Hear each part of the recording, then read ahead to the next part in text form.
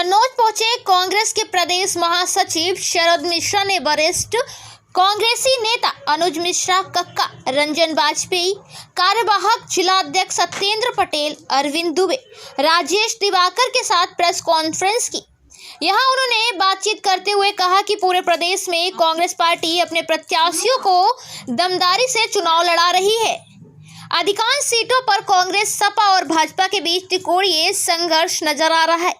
उन्होंने बताया कि पार्टी के सभी प्रत्याशी प्रियंका गांधी और राहुल गांधी के चेहरों पर चुनाव लड़ रहे हैं। चुनाव के लिए कांग्रेस पार्टी ने 8 संकल्प लिए हैं, जिन्हें सरकार आने पर पूरा किया जाएगा। उन्होंने कहा कि किसानों की कर्ज माफी की बात हो या फिर फ्री बिजली देने की कार वायदा हो, इन सभी मुद्दों पर कांग्रेस काम करेगी। मीडिया कर्मियों से बात करते हुए प्रदेश महासचिव शरद मिश्रा ने बताया कि चुनाव में कुछ नयापन लाने के लिए पार्टी की ओर से 3 गाने लॉन्च किए गए हैं। इन गानों से चुनाव में पार्टी का प्रचार प्रसार होगा और जनाधार तेजी से बढ़ेगा। और आज प्रचार का अंतिम दिन है, शाम 5 बजे तक। तो आप सबके माध्यम से अपनी पार्टी की बात रखने का मुझे सौभाग्य मिला है।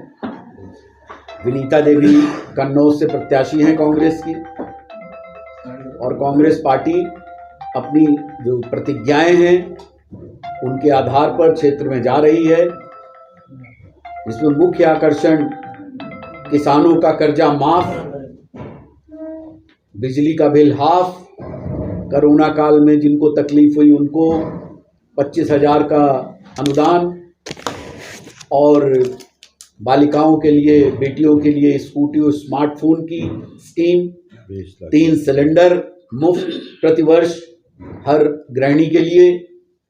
ये सब योजनाएं कांग्रेस की, तमाम और भी योजनाएं हैं लेकर के हम गांव-गांव गए। हमको जनता ने बहुत उत्साह के साथ में रिसीव किया। हम सब लोगों का बहुत उत्साह में सारा कार्यकर्ता है। छिबरा, मऊ, कन्नौज, फर्रुखाबाद, जितना हमारा प्रभार क्षेत्र है, मैं पूरे क्षेत्र में गया। कल फर्रुखाबाद की 4 विधानसभाओं में हमने दौरा किया। पूरा कार्यकर्ता उत्साह में है और जनता पूरा रिस्पांस दे रही है। तो हमें लगता है कांग्रेस इस क्षेत्र में बहुत अच्छा प्रदर्शन करने जा रही है और एक अप्रत्याशित परिणाम कांग्रेस की तरफ से इस क्षेत्र में आप सबको देखने को मिलेगा। देखिए, सबसे बड़ी चुनौती तो यही रही कि लोकतंत्र है। हमारे तमाम समर्थक, क्योंकि कैंडिडेट ना होने की वजह से, गठबंधन धर्म को निभाने की वजह से दूसरे दलों की तरफ शिफ्ट हो गए थे। तो सबसे बड़ी चुनौती यही रही। लेकिन चुनौती इसको ना कहें, कार्यकर्ता निराश हो गया था कि प्रत्याशी नहीं आया, अब क्या करें। तो घरों में बहुत सारे लोग बैठ गए, कुछ लोग दूसरे दलों का समर्थन करने लगे। तो उनको जब लगा कि कांग्रेस पार्टी पुनः मैदान में है, तो बड़े उत्साह के साथ सारे लोग वापस आ गए हैं और कांग्रेस पार्टी के लिए बहुत दमखम के साथ प्रचार कर रहे हैं।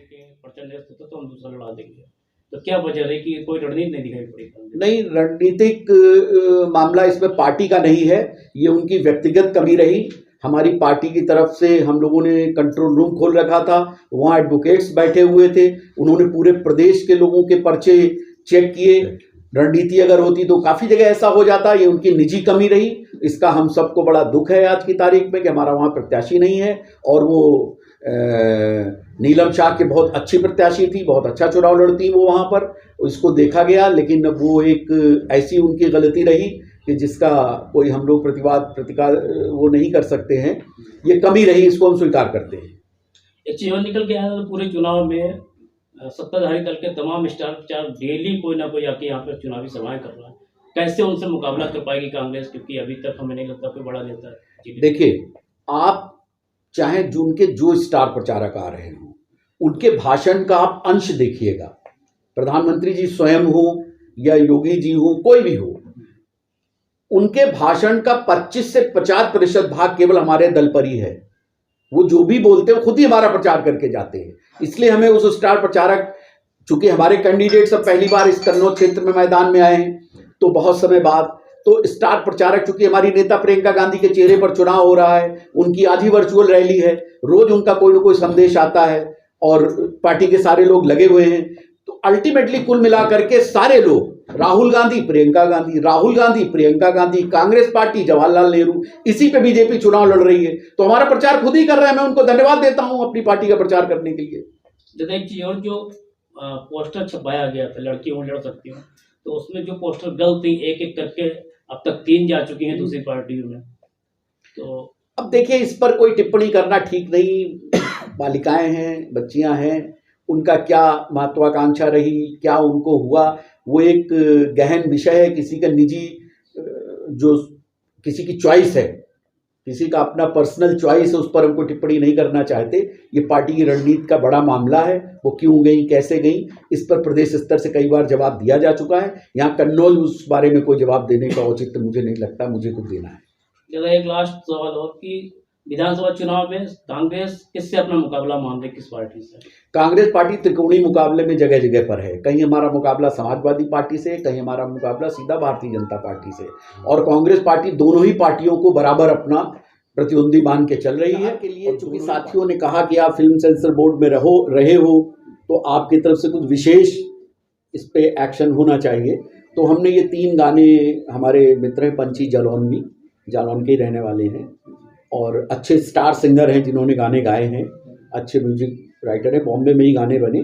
तो प्रियंका जी की जो 8 प्रतिज्ञाएं, प्रथम प्रतिज्ञाएं थी, एक गाना तो उसको पूरी तरह से डेडिकेटेड है, और प्रियंका जी के कार्य जो उन्होंने संघर्ष किया उसको समर्पित हैं गाने।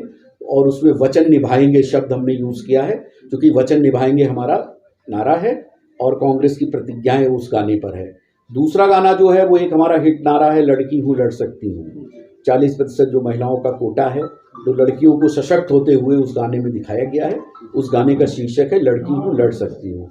और एक जो सबसे और बड़ा गाना है जो उसमें, वो है आज की ज्वलंत महंगाई की समस्या के ऊपर, किस तरह से महंगाई में किस किस तरीके से हम लोग जूझ रहे हैं और जनता पर सीधा हमला महंगाई का है, उसके ऊपर वो गाना है। और वो सीधा सरकार के जो महंगाई बढ़ी हुई है चुनाव में, उसको हम उठा रहे हैं उस गाने के माध्यम से, और सरकार को सचेत कर रहे हैं कि महंगाई की वजह से सरकार वापस नहीं आने वाली है। ऐसा नहीं लग रहा कि प्रचार के मामले में, गाना लॉन्च करने के मामले में भी कांग्रेस पीछे छूट गई है? नहीं, गाने मतदान हो चुके हैं, योजनाबद्ध तरीके से हो रहे हैं। चुनाव के पहले भी हुए, मैं लड़की हूँ लड़ सकती हूँ, मैं कुछ भी कर सकती हूँ, वीडियो भी लॉन्च हुआ।